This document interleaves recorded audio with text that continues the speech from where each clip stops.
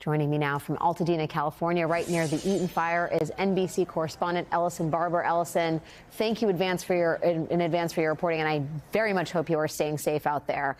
What can you tell us about the latest on the ground in Altadena?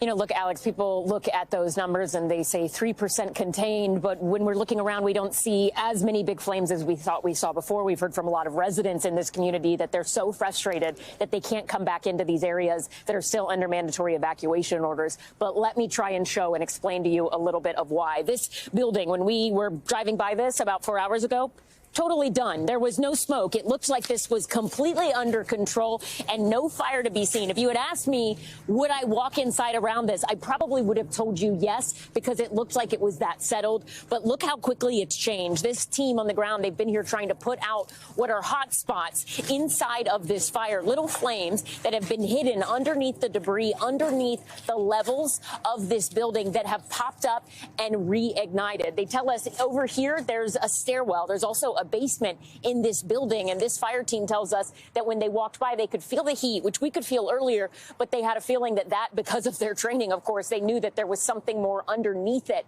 And there have been numerous pockets of hotspot pockets of fires that have reignited inside of this building in the last couple of hours, and they've been working here diligently. And we'll watch our step as we walk a little back this way so I can show you some more to try and get it under control. But they say when people are asking questions about why they can't come back into these areas and assess the damage, maybe go back into their homes, the firefighters we've been talking to here, they say this is why, is because they haven't been able to clear even buildings that maybe look from afar like they're okay to walk into, because there's still all of this debris.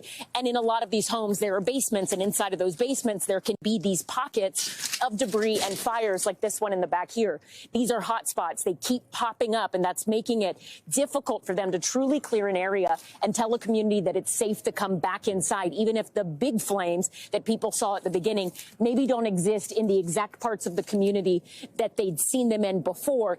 This is an example of what they're so worried about. Again, we were here 4 hours ago, and it looked like this building had nothing other than debris left. It didn't look like there were any sort of fires or anything still left, but it was wrong. And there are a lot of hot spots that have popped up, from this one in the back to multiple ones in the front. The crew here telling us they will probably be working on this for at least the next couple of hours, in part because water is still an issue. There's a fire hydrant right across the street here. They're not using it because there's not enough water, not enough pressure for them to be able to pull from here in this part of town. Instead, they are using a tanker that has water to pull the water from that. See, they should be able to use this across the street. They can't, because so many fire teams and crews have been pulling from the water. We've heard fire officials and community members talking a lot about this in recent days. They haven't had enough water here, and essentially they're out. So they're working and having tankers of water come bring them water so this team can stay here and try and fight this fire. Up the road, though, 3 more instances that look exactly like this, where people are dealing with the same thing, different teams that are spread thin because there are so many hotspots and pockets, in addition to the main fires and blazes that are so visual that they're trying to get under control.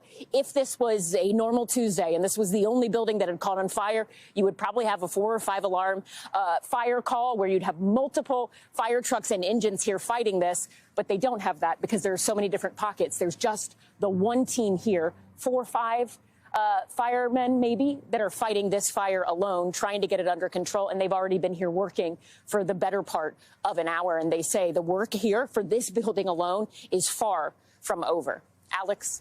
Just grinding work on the part of those hero firefighters. Ellison Barber, NBC correspondent. Great to have you reporting for us, Ellison. Really, really helpful. Please stay safe out there.